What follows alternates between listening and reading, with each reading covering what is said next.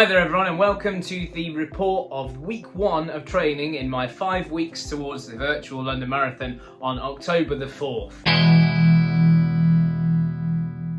So this week hasn't been bad at all. Started full of optimism and beans, and I started with that 8-mile run that I featured in the very first video in this series.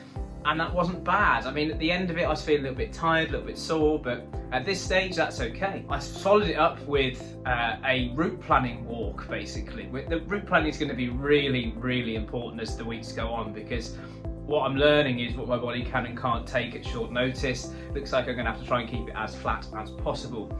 And that ended up being quite the eye-opener, really, with where I thought I probably could go. It's going to be too hilly. That one, I thought I'll have a look at it on a shorter run in the week, which I did do, and you've seen the footage of that now. I had to split that basically into 2 runs, because after the first 4 miles, I thought I was done. So I gave myself 10-15 minutes, walked about another mile myself in between, and then finished what I was aiming for, which was 7 miles that day, with a 3-mile run after that. It's interesting how much of a difference the terrain can make. I went from running on the roads to paths and gravel tracks and sometimes just basically dirt roads, and the difference that can have on your hips and knees is incredible. So route planning, I can't stress enough, is going to be super important. Next couple of days were a couple of 7-mile runs. Nothing groundbreaking in terms of distance, but they were consistent.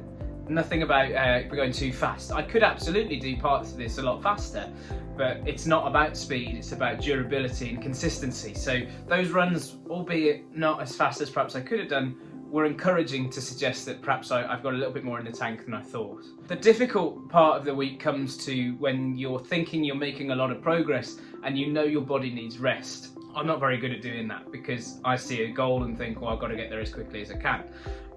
So on one of my days off, I say days off from running, I went for an 8.5-mile walk. At the time seemed fine, but the next day my hips were just like grating. They just said no more thanks. But again, stupidly, I decided I'd go out and do another 7-mile run, which actually was all right. It took a couple of miles to get going, but it was all right. And I got to the point where I finished it. I definitely could have gone on, but I could hear, like, Saturday and Sundays me saying, you need a break.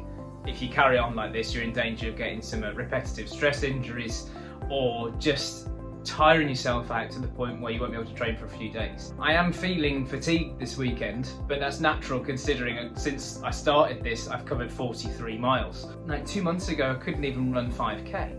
So this is quite the increase in quite a quick amount of time. So to have come where I've come this week, it is great. Nutritionally, I haven't gone on a diet at all to lose any of this weight. All I've done is stop snacking. What I have had to put back in though in the last couple of days is just get some like natural fats back in there, and then some proper carbohydrates in there as well. There's a real danger of thinking, I want to trim down, I should cut everything. That's absolutely fine, but it's not sustainable. And when you're exercising as much as I am at the moment with an aim of a marathon, your body needs fuel. It shouldn't be a case of you're running a marathon to lose weight. That would be a happy bonus if you do. There's no point trying to plan to lose weight through a marathon, because you'll only end up hurting yourself and you won't enjoy it. Your body will quite quickly say, I've had enough. And if you haven't put the fuel in it, it's a bit like a car, it's not going anywhere. Overall, I'm feeling pretty good about this week. It's gone better than I thought it would. I thought at this point in the week I'd probably be like, wouldn't be able to get up from my seat. Absolutely far from it. If anything, I could go for another run today. I'm not going to, because I want to give my body every chance to be as good as it can be for the following week. This week's challenge though is to run a 10-mile run. I don't think at this point it will be an issue. As I said, I could have gone on for any of the number of runs that I've done this week and done more, but I've always had one eye on having like a run the next day or a run in a couple of days' time. So it's important not to peak too soon. On that note, it's so important to remember that you have to listen to your body.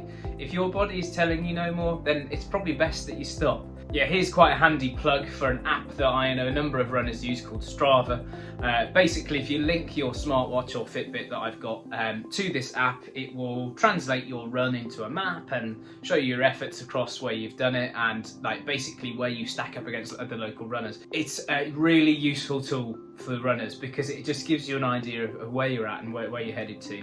as well as obviously where you've been. So next video will be out on Wednesday. I'm thinking it will be about equipment. It's a huge part of a runner's daily life, thinking about what they're going to wear, what they're going to use.